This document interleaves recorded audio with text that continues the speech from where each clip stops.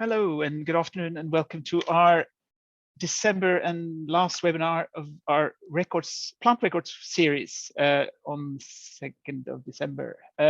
So we titled this a bit thematically, maybe for some of you, maybe it's too much already, but Hortis is coming to town. So together with me, I'm Howard, I'm the CEO of Botanical Software, and together with me, we have Dr. Wahid Arshad. Maybe you could say hello, Wahid. Hello everyone, nice to see you all again. Hope you're hope you're feeling festive, because we certainly are. And Greg, as always, happy. Well, I'm really happy that he's able to join us today to give his comments through the hour we have together. Yeah, to tie in with your gift on there, I am present. Top-notch commentary there already. Okay, great, thank you. So today you will understand why we have the title, obviously, as we go through today, but we're going to talk a bit about Hortis, the work we've been doing in the last year and so forth. And then we're going to talk about two specific aspects so our goal as suppliers of software for the communities to help you to reach your goals. So that means solving fundamental problems in that you're struggling with, both technological problems, but also practical problems. So the two highlights we're going to focus on today is what become a bit clearer what continuous deployment means, and then we're going to talk a bit about shared taxonomy. And then we're going to have a bit of a demo, and that's how we're going to do it. So as always, if you have questions, raise a hand and we can take them as we walk through. But there will be time for some questions at the end of the hour, provided we keep on track of that. So feel free to save your questions for the end of this presentation as well. It's entirely up to you. So Hortis coming to town. The reason we titled this is that we have already our first users logging into the product. It's in what we could call beta or early beta. So many of you seen some of these slides before, so I'm not going to repeat the whole mantra of Hortis, apart from the fact that it's a product that works on all platforms. We were trying to solve many fundamental problems. One of them is for you to collaborate with peers. The fact that it's on the cloud makes life easier for you, hopefully. And the last thing is that it is trying to reach a broader audience by being designed in such a way that most people can feel comfortable with the product. So that's some of the top goals for what we're doing. And just talk a bit about our progress. Up until now, a lot of work has been put into the architectural aspect of the product. Because we're we're reaching out to a global audience. We have people using the product in Australia already. So what is amazing is that the system runs on, if you're in Australia, your data is in Australia. If you're in North America, it's on a North American server, and same for Europe, etc. The other part that we've spent a lot of time to make sure it works properly is authentication. Access control is very important, obviously, when you use the product. And one thing that I and most of you probably struggle with is keeping track of passwords. Passport is less problematic. Passwords. And so we also added capabilities here so you can use single sign-on. So it means that if you have a Google account or a Microsoft account, you can log in with that instead of having to remember all your other passwords. And that's also a security aspect, security risk. But putting these things together is non-trivial, but it's now in place, and we're very excited about that. So where we are in terms of product then is that we have the possibility to create accessions and view accessions. We have some filtering, and the last point is that it works on anything. That's the beauty, and those kind of investments. So now, as a team, you've probably seen our website. We have a great team with us, the engineer team. So we will now start to focus more and more on actually building useful things in the front. So I'm going to show a few things about that today, so that you get a sense of where this is going. And yeah, that's the plan, and that's where we are today. I hope I can see hands. If I can't, people please say shout out. So Wahid, maybe you could go. So we're just going to quickly run through how we actually build this, because I think some of you we might work really closely with, and it might be helpful to see the whole aspect of how we actually engineer this product. So and how we also, more importantly, talk and discuss this with our community. Yeah, thanks, Havard. Yeah, so this is an interesting inside-out view, if you like, of what Hortis HQ is up to. And it really starts with the discovery process. So we conduct user research, we have interviews with people like yourselves, we have webinars like this one, and we also hold the roundtables that some of you are part of. And all of those are really part of this discovery process to better understand the workflows and some of the issues that are faced by you in your plant records. And that is a really key first step before we discuss this with our designer, which I think some of you have met, Dave. He's not on call today, but he's kind of involved in designing and testing the prototype. So that's the next step. How about if you flick through, you'll be able to see that. Yeah. So the next step is to actually come up with prototypes for specific workflows, and together with our testers, we make sure that that is a smooth process. So some of those kind of concepts you'll see in the demo a bit later on. And once those designs are formulated, we hand over to our very talented team of engineers, and they'll actually write and maintain the source code for that functionality. And then we enter a little testing phase. So before we send it live to the world, we'll conduct regular sort of internal tests, both technical and also in terms of the quality assurance. And then we sort of will gather feedback from sort of small testing groups, and only then will we deploy it to the world. So as Havard will talk about it again shortly, this continuous deployment means that we can continuously build features, go through this cycle, and release it to everybody to use. And the important thing is that we can also simultaneously monitor the performance and how well the service is running, and be able to spot things very quickly and do something about them. So that's a bit of background into how we build our features.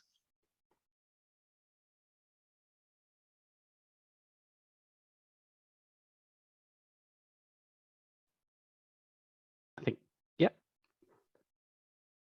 Yes, I couldn't find my mute button here. Sorry about that. Okay, so thank you very much, Wahid. Yeah, this iteration is happening, you know, at quite a high frequency, you might say. So the one thing we wanted to mention here is the term continuous deployment. Why is this interesting for you? Well, it's more an explanation why we've taken these number of months to get where we are. And that is I've used this analogy here of putting a car together, in that all these bits and pieces are now in place for us to deploy the product. And our engineers, I think, complain that it takes like 4 or 5 minutes to put a new version out to the rest of the world, which is, but we can do this several times a day. So the reason it's a bit exciting is in terms of how we can respond to the requirements that people have, and how we can introduce new capabilities as we progress. And I think that the knowing that you have the latest version of the product every time, all the time, and our ability to monitor and respond quickly to things that might occur, and also to come with new features, is a great advantage for the whole community as we see it. And it's going to be, we already see great benefits of this, even at this stage. So it was worth those extra months of sweat that we've put in for the future of the product. So very excited about to see the effect of this. this we want to do a poll on related to this because we know that a lot of people sort of in general, technology is wonderful, but it does create problems once in a while or occasionally, and there are some good stats on this. But we want to do this together. So I'm going to run the if you bear with me here, I'm just going to 2 seconds. I'm going to run this poll together with us. So if you could, I think Wahid also might be able to. So do you find managing your software disrupt your work? So if you can respond to that in the chat, if you didn't see the QR code, you can, there will be in the chat a link to the actual poll there. And for those of you can also see the, and this is generally an observation. What is the quote? We're stuck with the technology, but what we really want is just stuff that works. And that's the focus, I think, that when you come to your work in the morning, technology shouldn't disrupt you from your work, but it does to some degree. And I'm going to let this run for a couple of more minutes. No, a couple of seconds, I think. Yeah, nobody has rarely. So I'm sure many of you, I can rant on for a while about this, about how software or technology in general really can be disruptive, even though it's supposed to help us. So thank you. That's really helpful. I think we can stop that poll now. So 71% occasionally find it disrupts your. Oh, we got a few more numbers. One with rarely, that's good, or one group, or not sure the numbers here. So and quite a third of you have finds it disrupts you frequently. I think that depends very much where you work as well. You know, if you're in a large institution with lots of resources, there are people who can look after the IT infrastructure. If you're in a smaller garden, you might be looking at yourself in the mirror and think, I'm the IT manager. You know, it is a very different kind of perspective depending on your garden, or your site. The key point is that there's some energy in looking after your technology or your software, which brings me back to our next slide here, which is we just wanted to sort of this is quite known, but I thought it was worth sharing this in terms of how much energy it is to look after software that you install on premise versus cloud-based software. And the gist of it is that this varies depending on the software. It's a lot of different metrics here, but in general, the statement here for Gartner Group is that you can spend 4 times the cost of the actual software to look after it. So the cost can be very high. It can be lower, obviously, but in general, cloud-based software products will be much lower in. When we see cost of ownership, it's meant after you actually paid for the product itself, how much does it cost to look after it when you got it installed? So obviously with something like Hortis, you don't have to, you could just start using it. You just need a browser. So there are a lot of benefits there, which is good because I know that many institutions struggle with resources, and this will alleviate some of that. So that's wonderful things. Yeah. There's some references down here if you want to study this, but okay. The next thing we wanted to talk about is shared taxonomy, and when we there's one benefit of having a cloud-based product, and that is that you are able to communicate and share and link with other people with great ease, but there's also an opportunity to share data. And then we were sort of thinking about whether Hortis should have each garden managing their own taxonomy. We know people spend a lot of time looking after name changes and all kinds of things. And what we decided on is that we've looked at an approach where Hortis is designed to deal with multiple data sets that we can call reference data sets of taxonomy. but we're going to start with just one, and that is the what is called the World Checklist of Vascular Plants from the Q. We could, if anybody's interested, ping us, and we've written out quite a detailed sort of a review or discussion about this to a lot of people, and then you can have a look at that. But there's a very good article in the Nature about how the World Checklist, how they operate, you might say. So that's a very recommended read if you're interested. What is interesting on top of that is that 86% of all known plant species are covered in this data set. That's a good number, not 100. But all the IPNI names are there because Q is also part of the IPNI collaboration. So having that as a backbone when you actually work on your accessions, it is a great spell checker, and very often you will actually get the names you're looking for. Depends a bit. If you have cultivars, that's the thing we need to work on, and that's the second part we're going to do in Hortis, is that those names that are not in the checklist will be managed as a community-based data sets. So that gives you also the possibility to share knowledge and collaborate together on that part. So there's a kind of a win-win. Yeah, so it's 1.4 million names. I'm not sure about there's 300,000 accepted names, etc. I don't know if any have anything to add, Wahid or Greg, on this one. No. So the key point here is this is obviously the world of taxonomy is moving forward with especially now with the sort of what you could say molecular driven taxonomy. So things keep on changing still, and there's a lot of things to keep up with if you want to keep up to date with everything. So we know that that's I would almost call it a stress factor to some degree for some people. Is the label right today? Yes, tomorrow maybe not. So what we're trying to do here is basically help you to get away from that, so that you can worry or focus on looking after your plants, and when there are changes, that you, instead of not feeling sure about it, you actually know what's happened, so you can take action when you have time. So that's the kind of motivation here. So when you look at the part we do here is that we integrate, and then we know which names you've used, and then we're able to look at the quality of those names over time as well. So we're not going to talk. We have talked quite a lot about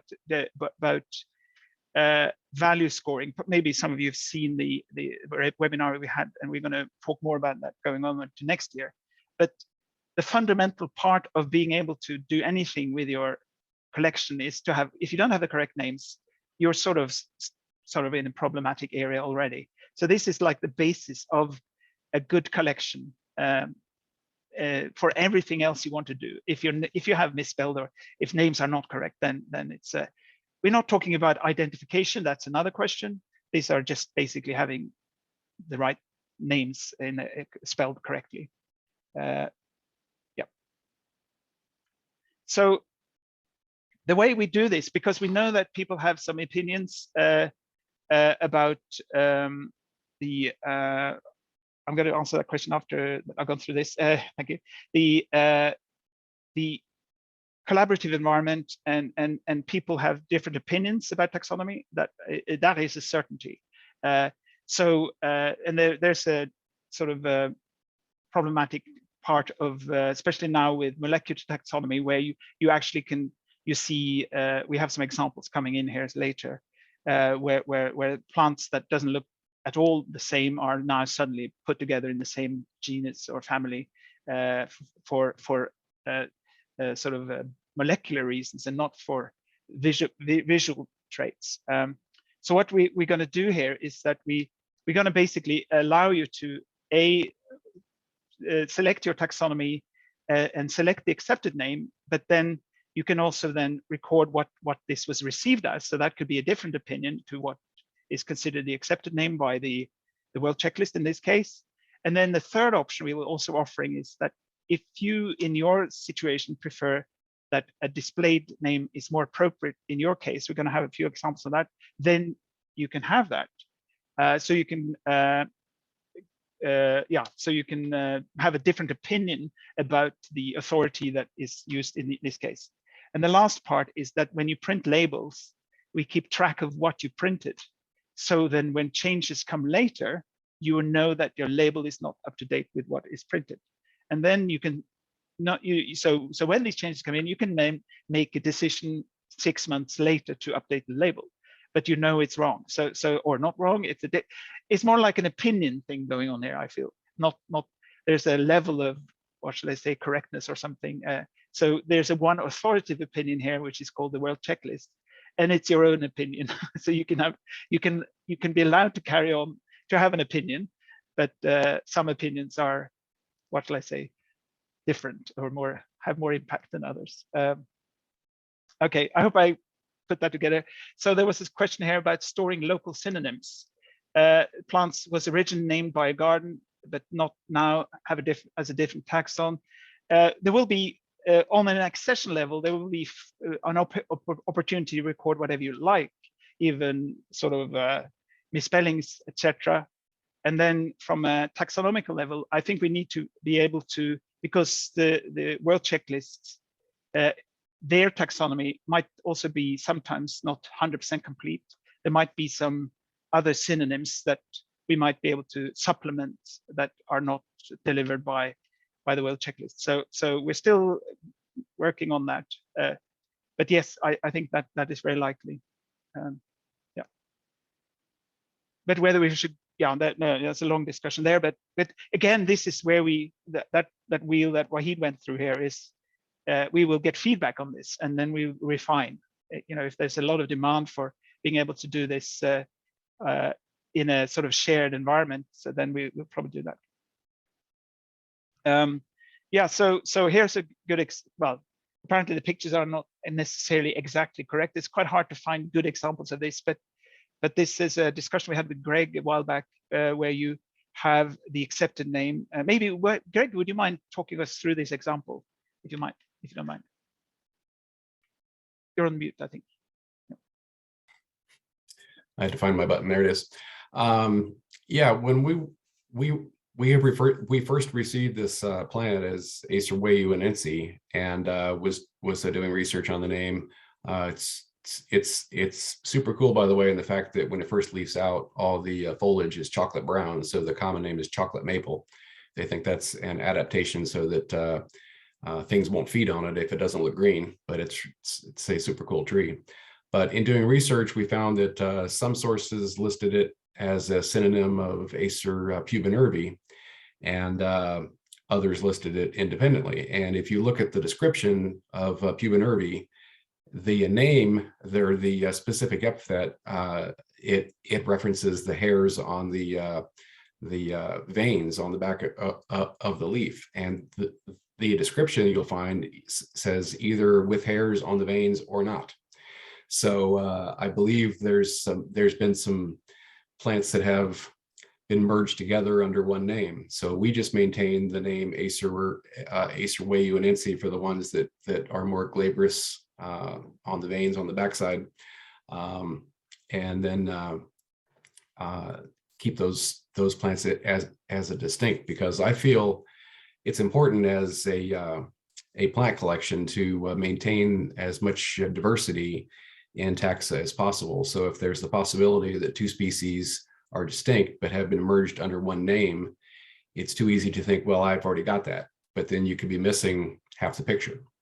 So having the ability to keep plants distinct is, in fact, even when Wahid was talking about looking for these photos for this slide, these two look very similar. The first one is after it's turned green. The second photo here is soon after leaf out with the chocolate color.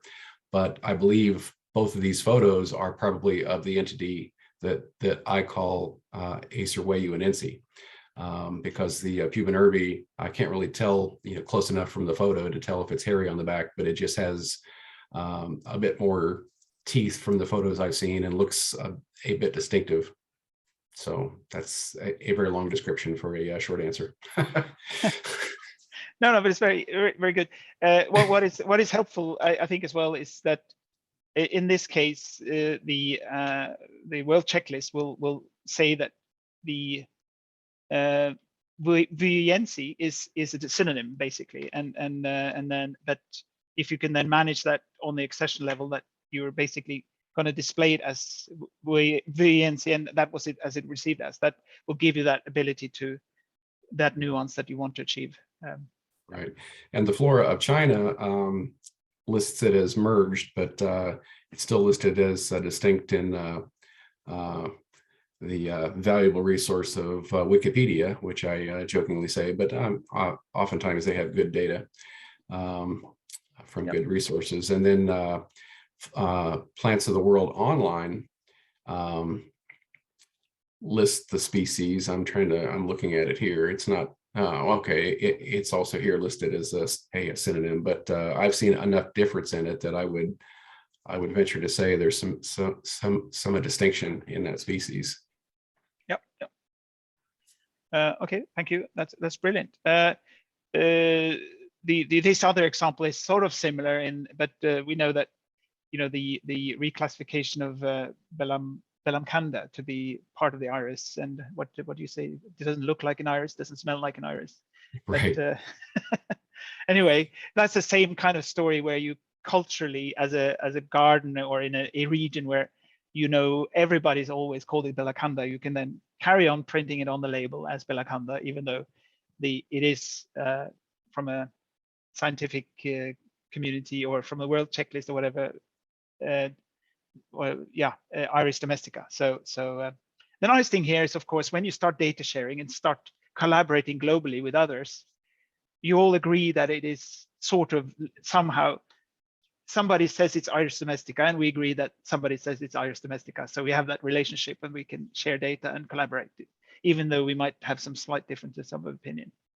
Yeah, and I mean, just to add to the fact that the DNA work does show that Iris and the Bellamcanda came from the same line.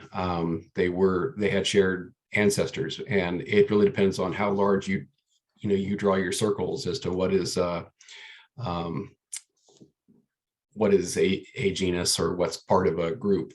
And we just tend to have a smaller circle and say that Bellamcanda is distinct enough. Pardon me, radio. Yep. is morphologically distinct enough to warrant its own genus. So. Yep. Okay. Great. I'm just checking if there's any questions. This is a question from Elaine here. Will Hortis ever replace IRISPG? So long as we can still designate synonyms as we can in Iris, I have no issue with names. We use Q as well, but not exclusively. Yeah. Well, our goal is to create a sort of fully fledged plant record system. So I suppose that's the best answer I can give you. We definitely want to make sure it's a wonderful product that helps most people. So I hope that answers that first question. Yeah. The storyline here, I suppose, of shared taxonomy is to in particular now in the early phases, we're reaching out to a lot of institutions with few resources who struggle to keep up with this type of work. So this is more like crowdsourcing and leaning on authorities on this particular field of taxonomy, so that you can focus on other things in your institution. But I think that varies. Some gardens really have they have taxonomists and researchers on site, so they have more insight and resources to manage to make their own decisions about what's correct and what's not correct, etc. Here's the last one. This is a very famous kind of discussion ongoing in Australia about the tea tree of whether one genus is another synonym or not, etc. Same kind of discussion, and this will be going on forever probably. So and here's a good example of printing. I don't know when this was printed a while back, but you can see now that the family is actually not correct anymore. So if you had Hortis and this, we will log the scientific name and Hortis when you print the label, so you would know that this label needs to be replaced. There are other reasons for its replacement, but anyway, that's so yeah. Great. Okay. So the second question we're going to have in our poll is to ask about your taxonomy and see how people are feeling about that. So I'm going to stop this poll, and then if you bear with me, I'm going to roll this one. I hope you saw the, well, you get the QR code. I was too quick with the QR code. I think hopefully you can get the link on the in the chat that Wahid sent out here.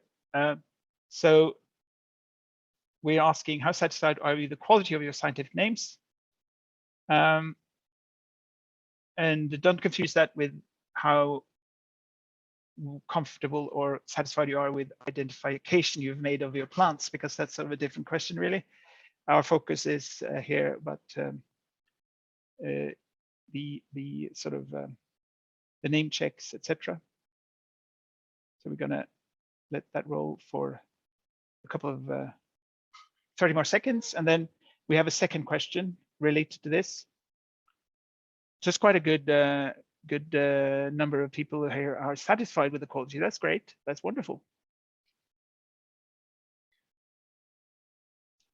We'll let this go for. I was going to say the quality of your scientific names could also extend to things like whether you're confident about the authorship of them. For example, if you know they're valid and correct, then that's another sort of type of metric you might think about. That's a very good point. Yeah, that's obviously without the authorship, you can't be sure that it's actually what name are you referring to. There's quite a lot of homotypic synonyms out there that with the same name and different authors. So getting the authorship right is sort of the last step to ensure that everything is correct. Yeah.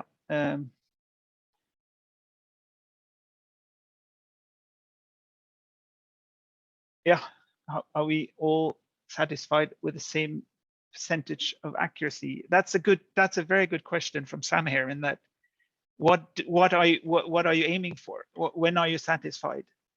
We are satisfied with 80% correct or whatever, or 70. It's quite hard. The only way to quantify it, I suppose, is to actually do some sort of a research on your names and see how good they are. And then, so I suppose that all these are subjective opinions about what you are aiming for, I suppose.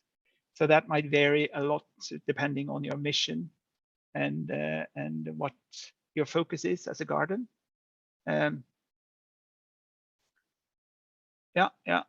I suppose that we could do in another poll later about, what people find problematic with higher ranks, for example, and so forth.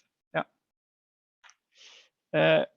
Okay, that's great. So let's do the other question here. Do I get that? How do I get to the next one? Page down. Yeah, there we go. Do you have sufficient time and resource to keep up with name changes in your collection?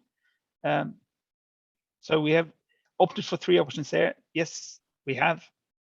No, we wish we had more time. No, we don't have enough time, but we have other important priorities, you might say. So. And this should be available on the same link that I posted, on the second link, in case you can't see that. Yeah, I forgot about how that page 2 works in I think maybe the question just popped in, Dave. No, Greg, did you give the? Yeah. We'll let this roll a bit longer here for 1 more minute. So this last question is of course what we are trying to help with, is to cut down the time needed to keep up with this.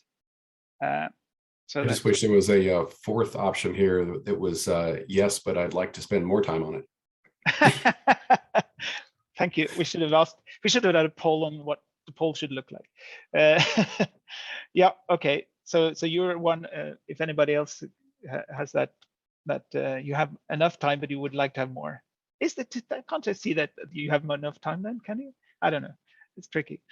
But thank you. That's great. So here we got numbers instead of percentages, but there's 3 of you have enough time. 13 have wish you had more time, and 1 don't have enough time maybe, but there's other things that are more important. So that's very helpful. Thank you so much. It's really useful for us, and hopefully for you as well. So sorry about the last option that we didn't have that. Yeah. Well, if I can add one more comment to this is, Yep. if you start off with a good, validly published scientific name with full authorship, it doesn't really matter whether you keep up to the current name. It's still accurate in a sense that it can be referenced as to what the plant is now. So, you don't have to stay at the front of the group with the most common name, but as long as you are listing a validly published name, then it's still accurate in the sense that it can be referenced as to what it's called now. That's a very good point, and I agree with you. That's a bit of a distraction sometimes, in that especially Linnaeus' idea of Latinizing and coming with the binomial names and everything else, that we agree on the names and how they're going to be written and spelled. And then the second part now is, what is the accepted and what's synonym. That is like Linnaeus problem version 2 kind of thing. But if you have the right name spelled with the authors, or preferably with the IMPNI number even, then that could be derived and linked up to whatever the accepted name is. So you have already that ability to share and create a collaborative data set, you might say. So yeah, that's. I think that philosophy works internally. I think where it doesn't work is when you're trying to deal with stakeholders. So if a researcher is looking for a particular plant and knows it by a particular name, then if you're not listing it under that name, then they won't find it.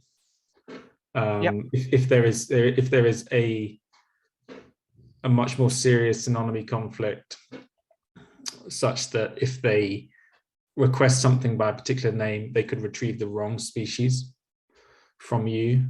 I think there's a number of scenarios where that's problematic, and I suppose, like,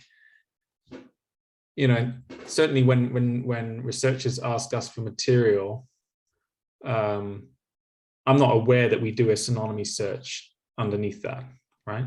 So we just see whether we got the name that they are quoting, but we don't have a tool or the time to then sort of individually dig into that taxonomy, which is something worth considering, because I think if you are going down the route where you are mainlining your nomenclature to Plants of the World Online, it may be that you lack the diversity in your names table to then accommodate alternative names. I don't know. I was just wondering about that in the background. Yeah, Sam, if I can add to that real quick too, that's a very valid point. I mean, to the fact that we try to list all the synonyms for a scientific name that are in use. And there, of course, are oftentimes dozens, if not hundreds, of synonyms. But if we've received it under that name, or you'll find it on websites or in publications under these various synonyms, we try to list those names so that there's always that cross reference. If you're searching for one, it finds what we listed as now. So that's a valid point that I think should be incorporated into this product. We have a botanist on staff who is of the age. Most of the names of plants are at 20 years old and have been changed at least 3 times since he learned it. So, we have to have some reference to find what they actually mean with the present nomenclature. Yeah, we haven't done a deep analysis of the world checklist beyond the fact that all the IPNA names are there and the synonymy is there. So it should be quite rich, but whether the synonymy is diverging a lot from other people's or other data sets opinions that we don't know yet. But the key point, I think, we will allow for that synonymy to be extended within our ecosystem so that it lies underneath or on top of, depending how you look at it, on top of the checklist. So you can get that, and that will then also be a community effort. So that will hopefully be answer that part of that question. But it's a very good point. Eva, you raised your hand. Yeah, hello. Hello. I just have a practical question. Let's say in the winter I decide to print all the labels where the names have changed. Would that be a possibility, like to kind of like sort them after that, where there's a mismatch between the accepted name and the displayed name? Yeah, that is the motivation here, that you have insight into where your name not only deviate from what is considered accepted name, but also where there's been changes to families, etc., since you last printed. So that will be the aim here. Yeah. It becomes really, I mean, I think about the agony that we went through to upgrade all of our collections to APG4. You know, this is where, you know, you think back, we had to sort of work out which, you know, we don't want to change labels unnecessarily, so we had to change a subset. And that was a big independent exercise in itself. So to have a tool that would do that is very streamlining, very attractive. Yeah, thank you. Yeah, no, I remember talking to you and others about this. Printing is a big effort, and I hope also I consider, from my own perspective, thinking about just knowing that you have a list, but you don't have to do it today, but you know that it's under control. That might help as well. So it might hopefully not be too stressful to get a notification, oh, 4 other taxa has changed, kind of thing. So yeah, okay. Well, that's great feedback and great comments. Thank you so much. Okay. Let's see. Oh, that was the slide. And then, okay, so we're going to do a quick demo just to, because that's also why we're here. Let me have a quick look here. So I have just running a demonstration thing going on here. So so each garden will have their own URL, and when you sign in, this is you will get this possibility, and we will also have Google coming in here. We might add other social logins as well, but for now we have Microsoft and Google. We're just waiting for a process through Google to get that approved, but it's technically working. And so when you log in, you will basically go straight into your collection, and you can look at your accessions. So this is maybe a little bit more upside down to what you may have seen before, where you can basically go and scroll down. You see the latest accessions coming in here, and then we will add filtering and things. This is not available yet in this product. And if I just show you also, if I make this a bit smaller, bear with me here. So you can see now, if I was running an iPad, it will look a bit like this. And if it becomes a phone, it will look a bit like this. So it will basically adapt to whatever screen size you have. And then the other part that we've done here, when you look at accessions, this is very simple in many ways, but we're showing what kind of how many plants you have related to the accession straight here. That can be quite helpful straight away, even though you're looking at the accession kind of aspect. And then we have the plants you have, which here again, where you can see the number of plants or the status and who supplied it, and etc. Filters again. Here we're just showing the absent material. So it's very simplistic at this point. I can also show you this one, by the way, as a so again, the ability that we design everything to work on a mobile straight away. So you can scroll through this on oops, sorry, that was so you can scroll through this very easily on your phone if you're out in the garden or on the bus or whatever. The other part I can show you is when you then click on one of these, you get a summary of the accession, and then you can see plant material where it is in the garden, and that's it. It's another simple thing that we've added already is this one. You can click share, then you have the URL, so you can send that to somebody else. That's the second part, is of course sharing to somebody else who doesn't have access. That's an extra dimension that will come about later. But if you have somebody in your garden, staff, that you want to just have a quick look at this, you can easily do that. So the other part I would mention here, as we've done, this is early development, but we have quite a simplistic way to dealing with user-defined fields. We know that a lot of gardens work differently, and we are still very carefully about how we're going to approach this, because it has a tendency to become like what shall I call it, sort of a corner of the product where all the user-defined fields are lying and it's a bit inaccessible. So we want all these type of things to be very present, because they are important to you. So we might actually go for a route of creating more optional fields. But what we are introducing early on is tags, which can be tagged. You can tag anything. So that means that you have something akin to a custom user-defined field, but it goes across. It's like a vertical thing. So you can tag an accession and a plant material with the same tag, because it's not necessarily apparent what needs to be tagged with a certain characteristic. So that gives a kind of a dimension of flexibility that you wouldn't find in a user-defined field. So we're still exploring that part.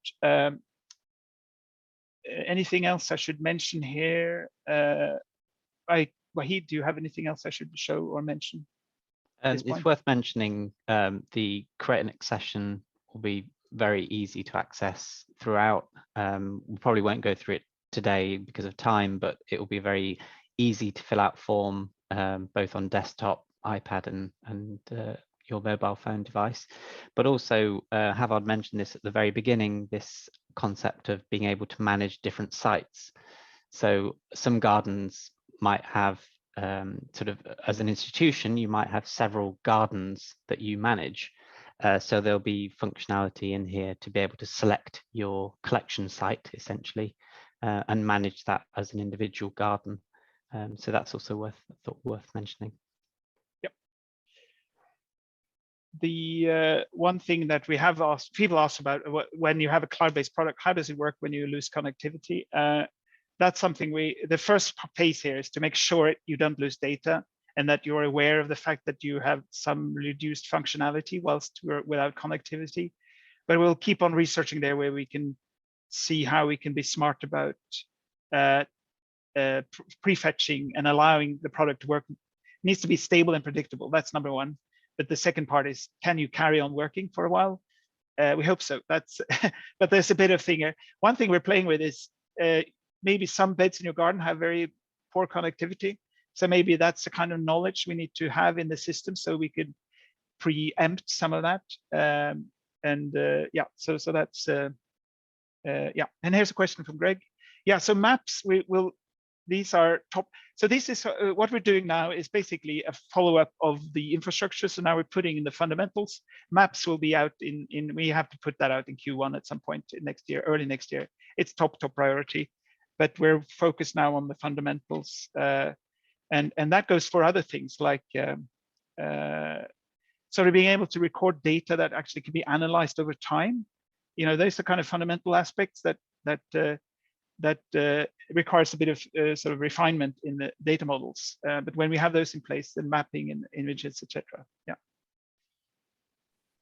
I can certainly add, though, that even at this stage, it's certainly better than the most common of the plant records software packages out there in the world, which is the Excel spreadsheet. So this is far advanced. Yeah, that's our main competitor, and yeah, that's our goal to beat that at least. Yeah. Thank you. That's a good point. But there's lots of more to come. So I think we. And obviously, for all of you who wants to try this out, there will be opportunities for that early next year, I think. So I don't know if there's any other questions. I'll move on to just to say a few things about the early adopters. So as many of you know, we working together with the botanic gardens in Australia and New Zealand. So we have the first gardens there now using the product. It's still very early, so we I didn't think we have about 5 or 6 gardens now up and running, and that's very exciting. The next part is what's going to happen in the near future, next year, etc. We've had a number of discussions about all these things that we're trying to solve. Shared taxonomy we've already mentioned. Draft approval is something we want to also make sure comes in early, because it's quite a fundamental way of how a product works and how people also work together.